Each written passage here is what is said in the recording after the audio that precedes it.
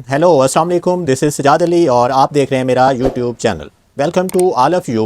And finally Pakistan America और Iran को table talk पे लेकर ही आया है।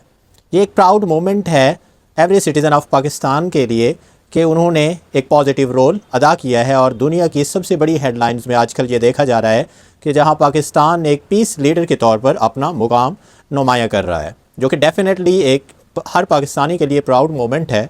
और इसका क्रेडिट भी डेफिनेटली पाकिस्तानी पब्लिक को ही जाता है, जिनके जज्बात और इज्तिमाई एहसास ने गवर्नमेंट को ये कंपेल किया, तरगीब दी कि वो इन कॉम्प्लिकेटेड सिचुएशंस में भी अमन का मिशन जो है उसे जारी रख सकें, जिसके लिए पूरी कौम मुबारकबाद की मुस्तहिक है। अब इन मुज़ाकरात का क्या रिस्पॉन्ड आता है, कॉन्सिक्वेंसेस कैसे हैं, ये हम इन फ्यूचर देख रहे हैं और ग्राउंड रियलिटीज़ की बेसिस पे हम इसका एनालिसिस करेंगे। लेकिन इन मुज़ाकरात का इस्लामाबाद में कामयाब इनेकाद ही पाकिस्तान के लिए एक जियोस्ट्रेटिक प्रोफाइल के लिए चार चांद लगाने के लिए काफ़ी है, जिसमें ईरान का अब्बास इराक़ची वज़ीर ख़ारजा एंड अमरीकी JD वेंस जैसी नायब सदर जैसी हाई प्रोफाइल शख्सियात ने, पर्सनैलिटीज़ ने इसमें शमूलियत इख्तियार की। And further more than 100+ peoples, दोनों तरफ से टेक्निकली पीपल भी इसमें इंक्लूड थे और वो डिफरेंट सिचुएशंस को टेक्निकली डिफरेंट हेल्प आउट करना, असिस्ट करने के लिए वो लोग भी मौजूद रहे। तो ये बहुत बड़ा इवेंट था और पाकिस्तान ही इसका मुबारकबाद का मुस्तहिक है कि उन्होंने एक सक्सेसफुल इनके दरमियान एक निगोशिएशन का एक प्लेटफॉर्म प्रोवाइड किया और ये एक सक्सेसफुल रहा कि पाकिस्तान ने इसको, इन दो बड़ी ताकतों को एक साथ बिठाकर उन्होंने एक बड़ा रोल अदा किया है। सो डेफिनेटली ये पाकिस्तान को इसका क्रेडिट जाता है। गुज़िश्ता 18 to 20 आवर्स में आप देख रहे हैं कि इसके बाद से बहुत सी इंटरेस्टिंग डेवलपमेंट्स हुई हैं, जिनका रिलेशन ईरान से है, अमेरिका से है, जिनका ताल्लुक अमेरिका ईरान के इंटरेक्शंस और डायनामिक्स से है, एंड जिनका ताल्लुक जो है वो ब्लॉकेज से है, जिस पर सेंटकॉम ने काम करना शुरू कर दिया है और उसे ऑपरेशनलाइज कर रहे हैं और इसकी कंप्लीट ऑपरेशनलाइजेशन नहीं हो सकी। इन डेवलपमेंट्स का ताल्लुक पाकिस्तान से है, जहां पर पाकिस्तान की हुकूमत दुनिया के सबसे बड़े स्टेट्समैन हैं, वो इस वक्त शहबाज शरीफ भी हाथ पांव मार रहे हैं कि वो इस अमेरिका और ईरान के दरमियान एक सेकंड राउंड ऑफ नेगोशिएशन को करवा सकें।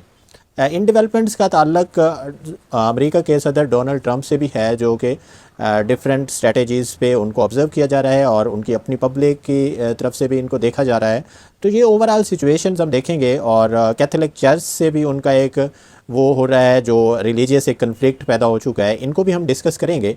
तो सबसे इम्पॉर्टेंट डेवलपमेंट जो है वो यहाँ पे हम देखेंगे और डिस्कस करेंगे कि किस किस्म की नेगोशिएशन ईरान और USA के दरमियान हो रही है।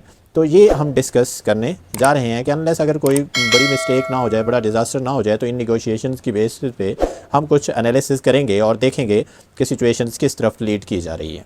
अब डिफरेंट डेवलपमेंट्स में अमेरिका के सदर डोनाल्ड ट्रंप ने जब अपना मशहूर ट्वीट किया कि कैसे पॉप जो है वो अमेरिका की फ़ॉरेन पॉलिसी की मुखालफत कर रहे हैं, पॉप एक न्यूक्लियर ईरान को सपोर्ट कर रहे हैं, पॉप को पता कुछ नहीं है, पॉप को क्राइम के ऊपर बहुत ज़्यादा नरम है और वो पोप को बहुत ज़्यादा पसंद नहीं करते। और पोप लियो 14 जो है उसको बनाया इसीलिए है कि वो डोनाल्ड ट्रंप से कुर्बत हासिल की जाए। ये वो बात है जो दुनिया की कैथोलिक वर्ड्स हैं उन्होंने इस चीज़ की मज़म्मत की है और इनकी ऑफिशियली स्टेटमेंट्स भी डिफरेंट हमें देखने को मिली हैं।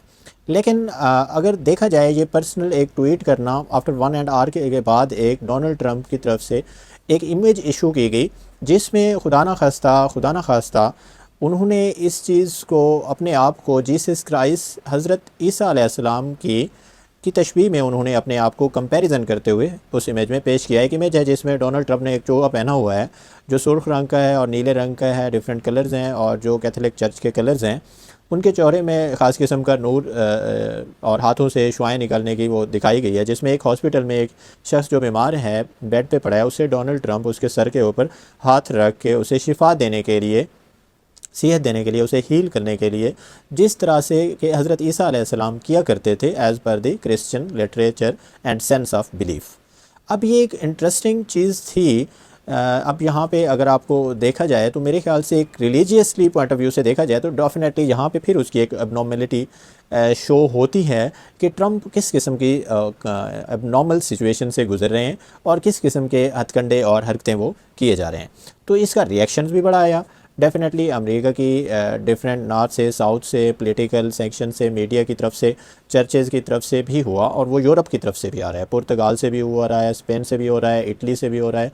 और इटली की जो प्राइम मिनिस्टर हैं उनके लिए तो ये एक बड़ी मुसीबत ही खड़ी हो गई, क्योंकि इटली वेटिकन है और एक रिलीजियस सोसाइटी है और कैथोलिक है। तो इटली के प्राइम मिनिस्टर ने अपने आप को जो उनसे वो फेवरेटिज़म में थे डोनाल्ड ट्रंप, अब वो उसे क्रिटिसाइज़ कर चुके हैं, और वो इस एक ऑफिशियल स्टेटमेंट में डोनाल्ड ट्रंप के बारे में कि जो कुछ उन्होंने हॉली फादर के बारे में कहा वो अनएक्सेप्टेबल है, बिल्कुल नाजायज़ है। डोनाल्ड ट्रंप को अपोलोजाइज़ करना चाहिए। ज़ाहिर है कि पॉप जो है वो war and peace and different religious point of view दे रहे हैं, और डोनाल्ड ट्रंप को ऐसी बात नहीं करनी चाहिए थी। तो ये तो एक डोनाल्ड ट्रंप की तरफ से एक नया ही जो है ना आपके सामने एक एबनॉर्मेलिटी उसकी नज़र आती है, जो हमें अंडरस्टैंड करने में मदद करती है कि किस किस्म की सिचुएशन से डोनाल्ड ट्रंप खुद सफ़र कर रहे हैं। अब अगर देखा जाए तो डोनाल्ड ट्रंप की जानिब से अब नाए हुर्मुज़ को बाहर की तरफ से नाकाबंदी करने के मैटर्स पर कोई भी उसके साथ खड़ा नहीं हुआ। यानी जितने भी ममालिक जिनके पास वीटो पावर्स है वो तो कोई भी नहीं है उनके साथ, ना चाइना, ना रशिया, ना फ्रांस, ना बरतानिया, ऑस्ट्रेलिया भी साथ छोड़ गया है, जर्मनी भी उनके साथ नहीं है, पोलैंड भी नहीं है, स्पेन भी नहीं है, इटली ने भी इनकार कर दिया है। तो दुनिया के वो तमाम ताकतफुल कंट्रीज़ जो माजी में अमेरिका के साथ मौजूद रहते थे, ख़ास तौर पर जो नेटो का इत्तेहाद था, उनमें से कोई भी डोनाल्ड ट्रंप के साथ नहीं है। आज वो ममालिक डोनाल्ड ट्रंप के साथ हैं जो मजबूर हैं, यानी अरब ममालिक की मजबूरी ये है कि वो अपने दिफा के लिए डोनाल्ड ट्रंप पे रिलाई करते हैं। पाकिस्तान भी कहीं ना कहीं पे उनके साथ इंगेज्ड है, तो इन्हें भी उनकी सुननी पड़ती है। अब बहुत दूर बैठे हुए अमेरिका को ये बात गवारा नहीं है कि अमेरिकन इन्फ्लुएंस के बाहर दुनिया तरक्की करे। अब चीनी वज़ीर दिफा उन्होंने एक स्टेटमेंट दी है अमेरिका को ख़बरदार करने के लिए कि चीन के ईरान से तजारती और तवानाई मुआहदे हैं, चीन इन मुआहदों का एहतराम करेगा और दूसरों से भी एक्सपेक्ट करेगा कि वो हमारे मैटर्स में इंटरफेयर ना करें। एडमिरल डॉन जॉन ने, ये वज़ीर दिफा हैं चाइना के, इन्होंने कहा कि अब नए हुर्मुज़ ईरान कंट्रोल करता है और वो हमारे लिए खुली है। चीन के बहरी जहाज़ अब नए हुर्मुज़ से गुज़र रहे हैं। चीनी वज़ारत ख़ारजा ने स्टेटमेंट दिया है कि हम आबी रस्ते को महफूज रखना बैनुल अक़वामी बरादरी के मुस्तहकम मफाद के लिए है। चीन तवानाई के तहफ़्फ़ुज़ और फ्राहमी के लिए तमाम फ़रीक़ैन के लिए और उनके साथ काम करने के लिए तैयार है। कैपिटल में इस्लामाबाद में जो निगोशिएशन हुई है वो भी एक बेहतर कदम है। उम्मीद है कि अमेरिका इसमें भी रोल अदा करेगा। और इसमें तुर्की को और जापान को अगर देखा जाए तो वो भी इस तनाज़े को सफारतकारी से हल करने के लिए मशवरा दिया है। चाइना ने अब कैटेगोरिकली तो ये कह दिया है कि अब हमारे जहाज़ नहीं रोकने, अगर हमारे जहाज़ रोकोगे तो हम रिएक्ट करेंगे। अब क्वेश्चन ये पैदा होता है कि क्या अमेरिका ये रिस्क ले सकता है? क्या बड़े बड़े कंट्रीज़ के जहाज़ों को समंदर में रोकने की हिम्मत करे? ख़ास तौर पे वो चीनी जहाज़ों को रोक दे, रूस के जहाज़ों को रोक दे, जापान के जहाज़ों को, कोरियन जहाज़ों को, और इसके अलावा भारतीय और पाकिस्तानी जहाज़ों को रोक दे अमेरिका, या यूरोप के तरफ जाने वाले जो बहरी जहाज़ हैं जिनके अंदर उनका माल जा रहा है उनको रोक दे, फ्रांस को, जर्मनी को या बाकी ममालिक को। तो ये इतना आसान नहीं है अमेरिका के लिए। लेकिन अगर अमेरिका ये रोकता है तो वो अपने मुखालफिन की तादाद में इजाफ़ा ज़रूर करेगा, इससे उसके मुखालिफिन कम नहीं होंगे। ट्रंप बार बार कह रहा है कि चाइना को, उसने कहा कि अगर चाइना को कोई प्रॉब्लम है तो वो अपने खारी जहाज़ ले आए और आकर हमसे भर के ले जाए। तो हमारे पास, वो कहता है, बड़े बड़े ज़ख़ायर हैं, सऊदीया और रूस और वेनेज़ुएला का तेल भी हमारे पास है। तो देखें कि अब यहाँ पे अगर आप समझे सिचुएशन को कि डोनाल्ड ट्रंप ने ये सारा सेल कैसे खोला है, तो इसमें अगर देखा जाए तो अरब ममालिक को क्या मिला है? उनको तो बेड़ा ही गर्क हो गया कि तेल बिकेगा अमेरिका का। अरब ममालिक ने पैसा दिया अपनी हिफाजत के लिए अमेरिका को, अमेरिका ने उसी पैसे को इस्तेमाल करते हुए इसराइल की हिफाजत की, और अरबों की हिफाजत का वक्त आया तो इनको उन्होंने बीच राह में छोड़ दिया। और अरबों का तेल बंद है तो अमेरिका कहता है यहाँ से हमारा तेल ख़रीद लो, यहाँ से भी पैसा ले लिया, वहाँ से भी ले लिया, और इसराइल को भी राज़ी कर लिया। तो देखें कि सिचुएशन अब किस तरफ जा रही है। तो ईरान ने एक इम्पॉर्टेंट स्टेटमेंट दी है यहाँ पे, और ईरान ने ये कहा कि ईरानी बंदरगाहों को अगर ख़तरा हुआ या अगर ईरानी बंदरगाहों पर हमला किया गया तो इसके बदले में खित्ते में किसी की भी बंदरगाहें महफूज नहीं रहेंगी। अब ये ईरान ने अगर कहा है तो माजी में करके भी दिखाया है। ये ऐसा हमने बार बार होता हुआ देखा है कि जब जब ईरान ने कहा कि अगर हमारे फ़लाँ चीज़ पर अटैक किया तो उसके जवाब में हम ये करेंगे, तो ईरान ने करके भी दिखाया है। ईरान के जो वज़ीर ख़ारजा हैं अब्बास इराक़ची, उन्होंने कहा है कि इसराइली रियासत को उनके शैतानी इक़दामात के नतीजे में तीसरी आलमी जंग शुरू होने से पहले ही ख़त्म कर देना चाहिए। ये उनका स्टेटमेंट है और ऐसा ही स्टेटमेंट तुर्की ने भी दिया। कई यूरोपियन ममालिक ये कहना शुरू हो गए हैं कि हमें बहुत सारी चीज़ों ने अलग किस्म की बताई जाती थी, लेकिन आज जो हम देख रहे हैं गज़ा में, लबनान में, ईरान में, और जिस तरह अबनाए हुर्मुज़ को बंद कर दिया गया है और जिस तरीके से पूरे खित्ते को आग में झोंका जा रहा है, तो जैसा डोनाल्ड ट्रंप अभी कह रहा है कि मैं बाहर से बंद कर दूँगा, तो ये जो डोनाल्ड ट्रंप की पॉलिसी है, इससे डोनाल्ड ट्रंप के मुखालफिन में इजाफ़ा हो जाएगा। ईरान ने एक वीडियो भी जारी की है और ये पासदारान इनकलाब ने जो अमरीकी बहरी जहाज़ आए थे, फ़ाइटर्स बहरी जहाज़ अमेरिका के, जब वो अबनाए हुर्मुज़ के करीब आए तो पासदारान इनकलाब ने बाकायदा एक वार्निंग भेजने की एक वीडियो जारी की और उसमें दिखाया कि किस तरीके से डोनाल्ड ट्रंप का दावा गलत था। जब अमरीकी जहाज़ ईरान के बिल्कुल करीब पहुँचे, अबनाए हुर्मुज़ के करीब पहुँचे, तो ईरान ने उन्हें वार्निंग दी और वार्निंग देने के बाद उन्हें वापस जाने पर मजबूर कर दिया। Navy warship 121. This is Sepah Navy station. You must alter course and go back to the Indian Ocean immediately. If you don't obey my order, you will be targeted. Out. This is Coalition Warship 121. Engaged in transit passage in accordance with international law. No challenge is attended to you. U.S. Navy warship transiting in the vicinity for J report and Oman Sea. This is Sepah Navy. This is Sepah Navy. Last warning, last warning, last warning.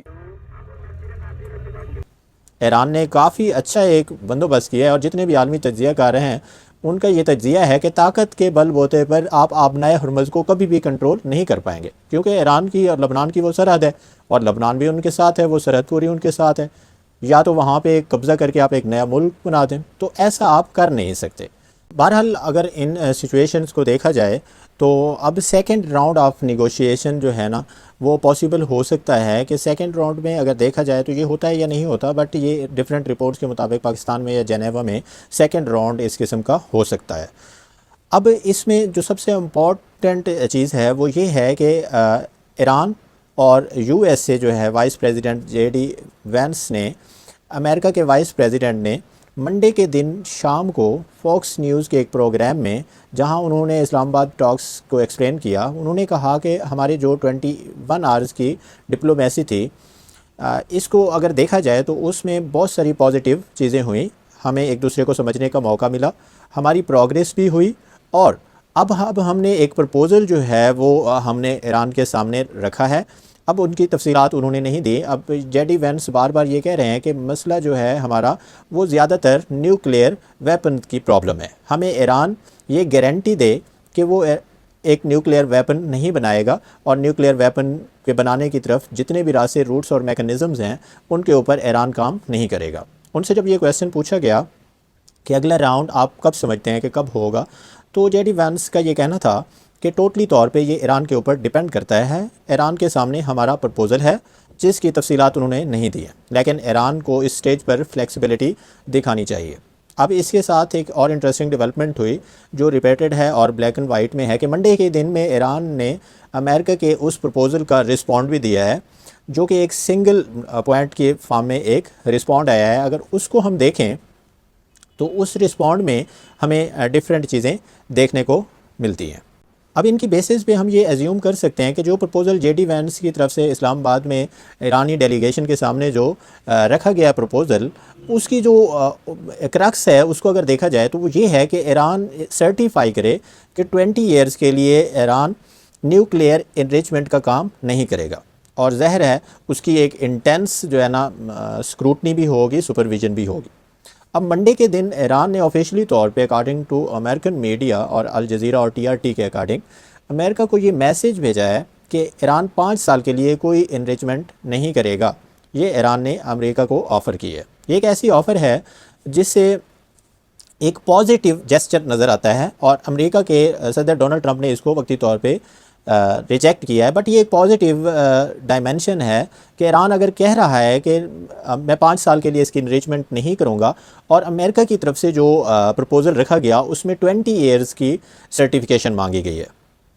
अब इसके मतलब ये है कि अगर आप इस situation को देखें कि अमेरिकन JCPO जैसे डोनाल्ड ट्रंप ने खुद जो है ना कैंसिल कर दिया था, उससे एक स्टेप आगे जाना चाहते हैं। 2015 में ओबामा एडमिनिस्ट्रेशन का एक JCPO जो ईरान USA डील कहलाया जाता है, उसमें ईरान ने एक कमिटमेंट दी थी और उनसे मनवाया गया था कि ईरान 2030 तक सिर्फ 3.67% न्यूक्लियर इनरिचमेंट करेगा और उसके बाद प्रोहिबिशन होगी। और इसके बाद अगर देखा जाए तो उसके बाद जो भी परमिशंस एक स्टेट के पास होती हैं तो वो उनके मुताबिक उसको करेगा। अब 2026 में अगर देखा जाए तो प्रपोज़ल ट्रंप की तरफ से 20 साल का आता है कि न्यूक्लियर इनरिचमेंट नहीं होगी। ऑफ कोर्स एक स्ट्रॉन्ग प्रपोज़ल है ऐसी सिचुएशन में कि जब बहुत से प्रोफेसर्स ये कहते हैं कि ईरान को इस जंग में ये प्रूव करना था और उसने साबित कर दिया कि उनके पास एक न्यूक्लियर पावर होना चाहिए, अदरवाइज़ ये इसराइल और अमेरिका की जो जंगें हैं ये कभी ख़त्म नहीं होंगी। अब ईरान का उनकी तरफ से एक गारंटी ऑफ़र करना कि 5 ईयर्स के लिए न्यूक्लियर यूरेनियम इनरिचमेंट नहीं होगी, ये एक पॉजिटिव प्रोग्रेस है। बिकॉज़ 5 ईयर्स अमेरिका की तरफ से जो 20 ईयर्स का है, अब उसको अगर थोड़ा सा डिक्रीज़ किया जाए और ईरान की तरफ से इंक्रीज़ किया जाए तो मेरे ख्याल से अगर देखा जाए तो 10 to 12 ईयर्स में ये जो है ना कंप्रोमाइज़ हो सकता है इस पे, और यहाँ पर एक कंप्रोमाइज्ड फार्मूला जो है इमर्ज कर सकता है।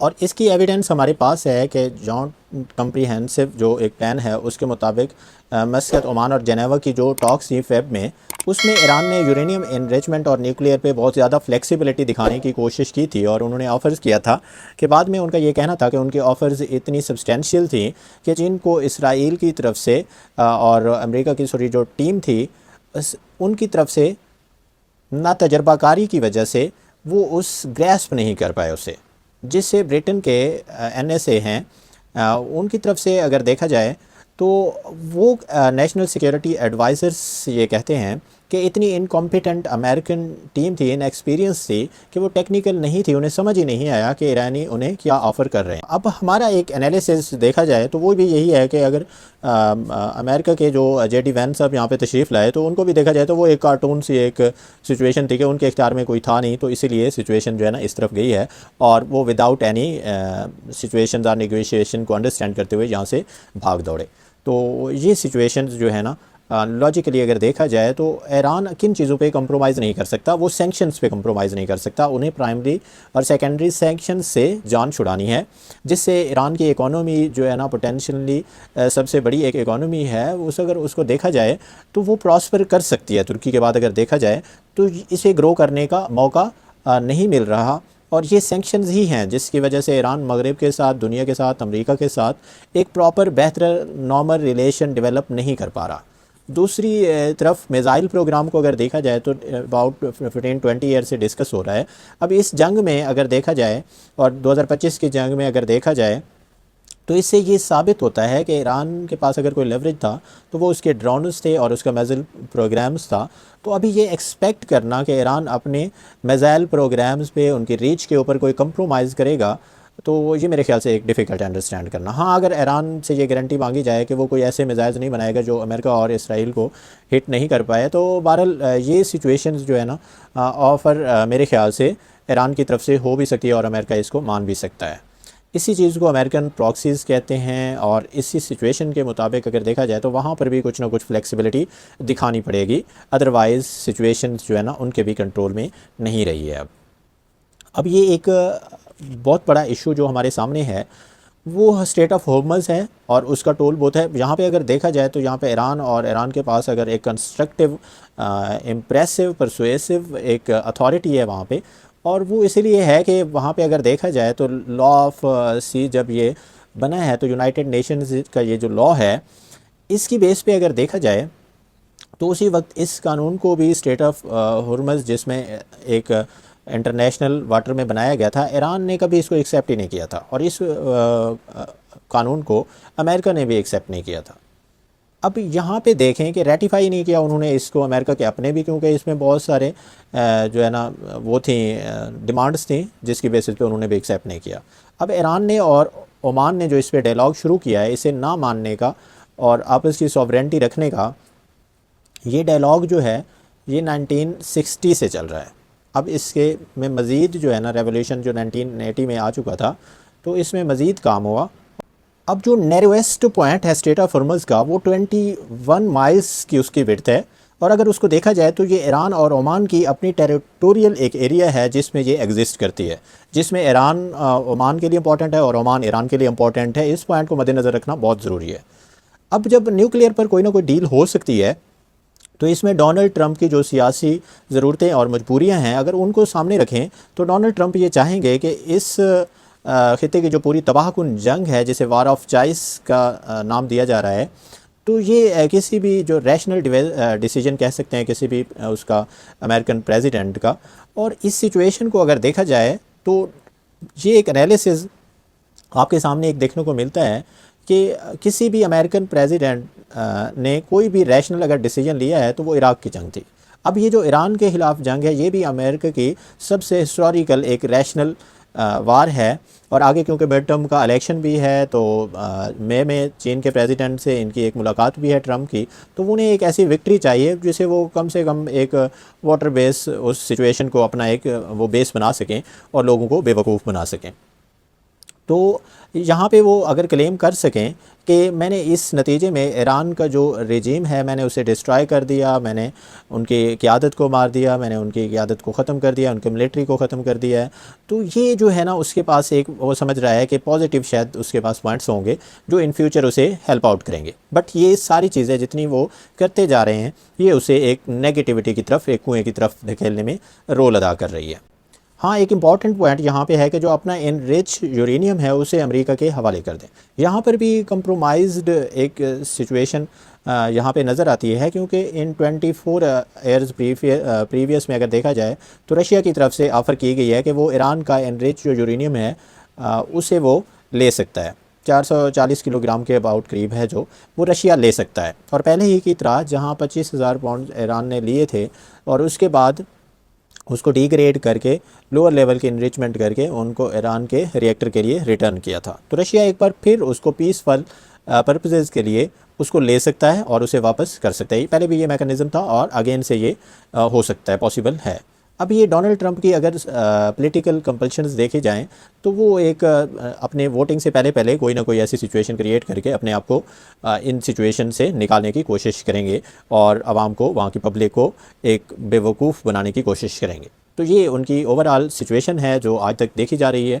अब देखते हैं कि आगे किस तरफ जो है ना ये कहानी लीड करती है और पॉलिटिकली इसको कैसे सेल किया जा सकता है, ये अभी हमें देखने को मिलेगा इन फ्यूचर। अगर ट्रंप की जो डील होती है ईरान के साथ न्यूक्लियर इशू पर, तो ये हरगिज़ इसराइल के लिए ये एक अलार्मिंग सिचुएशन होगी और उसके इस्टेब्लिशमेंट के लिए, बेंजामिन नेतन्याहू के लिए उनकी मिलिट्री की रिक्वायरमेंट्स के मुताबिक नहीं होगी, और वो इस हवाले से उनकी जो कंसर्न्स हैं वो डेफिनेटली जो है ना वो परेशान है। और इन प्रीवियस 8 आवर्स में अगर देखा जाए तो कुछ सर्वेज़ किए गए हैं जिनमें 75% वो ये ओपिनियन दे रहे हैं कि वो हैप्पी नहीं है और सिचुएशन उनके लिए काफ़ी डिफ़िकल्ट है, क्योंकि वो जो गेन करना चाहते थे वो कामयाब नहीं हो पा रहे अभी तक इन सिचुएशन में ईरान के साथ जंग में। तो 11 मिलियन के डॉलर्स के लॉसेस भी उनके सामने उनको दिखाई दे रहे हैं। तो ये डिससेटिस्फैक्शन और अनहैप्पीनेस इसराइल में दिखाई देती है, और बेंजामिन नेतन्याहू डिफरेंट स्पीचेस के थ्रू ये एहसास दिलाना चाह रहे हैं कि we have a huge success, a tremendous success, a historic success. तो ये टर्म बार बार उनकी तरफ से इस्तेमाल हो रही है, लेकिन नेतन्याहू को और उनकी मिलिट्री इस्टेब्लिशमेंट को बड़ा ख़तरा है कि अमेरिका और ईरान के दरमियान अगर एक डील हो जाती है न्यूक्लियर के इशू के ऊपर, तो इसराइल डेफिनेटली जो है ना इस चीज़ को एक्सेप्ट करने से पीछे हटेगा और डेफिनेटली वो इससे डिस्टर्ब ज़रूर होगा। अब इसी के साथ साथ अगर किसी चीज़ को वो ख़त्म नहीं कर पाएंगे तो वो ये है कि अगर ईरान के ऊपर से सैंक्शंस हट जाती हैं, ईरान की इकॉनमी परफॉर्म करने लग जाती है, ईरान इंटरनेशनल ऑयल मार्केट में ऑयल अपना नॉर्मल प्राइसेस में बेचना शुरू कर देता है, ईरान अपनी रिफाइनरीज़ के ऊपर डाउन स्ट्रीम अप स्ट्रीम्स में इन्वेस्ट कर सकता है, टेक्नोलॉजी मिल जाती है, अमेरिका के साथ, यूरोप के साथ ट्रेड रिलेशनशिप्स अगर हो जाते हैं, तो इस सिचुएशन में जो ईरान है वो प्रॉस्पर करेगा और उसके स्टूडेंट्स यूरोप अमेरिका की यूनिवर्सिटीज़ में जाकर अगर पढ़ सकते हैं तो डेफिनेटली इसराइल के लिए ये जो उनका प्लान था वो डिस्ट्रॉय होता हुआ नज़र आ रहा है, जिसके खातिर उन्होंने इराक से जंग की, सीरिया की जंग की, जिसकी खातिर उन्होंने सोमालिया और सूडान के साथ उन्होंने जंग जो है ना स्टार्ट की। तो ये सारी सिचुएशन जो है ना उनके सामने हैं कि अगर वो उनको फ्रेगमेंट करना चाहते हैं अरब स्टेट्स को, तो उनकी जो एक 1980s का इनका जो प्लान है अगर उसको देखा जाए कि किस तरह जितनी भी अरब स्टेट्स हैं उनको क्या करें, नेबरहुड में आप फ्रेगमेंट अगर उन्हें कर देते हैं, छोटी मोटी स्टेट्स में अगर आप डिस्ट्रीब्यूट कर देते हैं, तो उससे इसराइल की स्ट्रेटेजिक पावर में इजाफा होगा, इंक्रीजमेंट होगी। तो वो ये भी ईरान के साथ करना चाहते हैं। और अगर अमेरिका और ईरान के दरमियान कोई डील होती है जिसका हमें गुमान नज़र आता है, डेफिनेटली अभी उसकी तरफ प्रोग्रेस हुई नहीं है, लेकिन इन फ्यूचर नज़र यही आता है कि जो आपको इसके नज़र आ रही हैं सिचुएशंस और ट्रंप की सिचुएशन को भी देखते हुए कि वो इनसे डील करना चाह रहे हैं, तो किसी भी सूरत में ये इसराइल और बेंजामिन नेतन्याहू को ये एक्सेप्टेबल नहीं होगी। वो नाकाम बनाने के लिए इसे अगले कुछ घंटों में वो कोई और ऐसी बड़ी साजिश करने की ज़रूर कोशिश करेंगे कि जिससे ये सारा प्रोसेस डिले हो जाए। अब इसको कैसे ऑपरेशनलाइज करेंगे, इसमें मैकेनिज़्म क्या होगा इसका, इसके बारे में बहुत सी स्पेकुलेशंस हैं। न्यूयॉर्क टाइम में, अल जज़ीरा में, TRT में हर किस्म की आपको यहाँ पे ओपिनियन नज़र आती हैं कि कैसे सेंटकॉम अब क्या करेगा, उनका एक्शन प्लान क्या होगा, वो बिल्कुल भी स्टेट में क्लियर नहीं है। एक्सपर्ट्स का ये कहना है कि अमेरिका की मिलिट्री की ताकत से कोई इनकार नहीं है, लेकिन इसके रिज़ल्ट्स हो सकता है वो ना निकल सकें जो डोनाल्ड ट्रंप ने सोच रखे हैं। जब यहाँ पे क्वेश्चन ये है कि कौन यहाँ पे इकोनॉमिक पेन ज़्यादातर बर्दाश्त कर सकता है, डोनाल्ड ट्रंप तकलीफ़ बर्दाश्त करेंगे या ईरान ज़्यादा देर इसको बर्दाश्त कर सकेगा। ईरान की 50% जो एक्सपोर्ट्स हैं वो ऑयल पे डिपेंडेंट है, तो डेफिनेटली उनके लिए एक बहुत बड़ा क्राइसिस है। अब यहाँ पे एक क्रूशियल क्वेश्चन है जिसका आंसर मेरे ख्याल से आप दे सकते हैं कि क्या GCC कंट्रीज़ अपनी फर्टिलाइज़र्स को, हीलियम को, अपने ऑयल को, अपनी गैस को यहाँ से निकाल सकेंगे। अगर ईरान नहीं निकाल सकेगा तो इसकी कोई क्लैरिटी नहीं है, क्योंकि उनका भी सामान वहाँ से नहीं निकल पा रहा। और अगर ईरानियन को भी ये बंद कर देंगे तो इसकी क्या गारंटी है कि अमेरिकन कोई स्टेट ऑफ हॉर्मुज़ से अपने आप को यहाँ से निकाल सकें और यहाँ से जो है ना सेफ़ साइड ले सकें।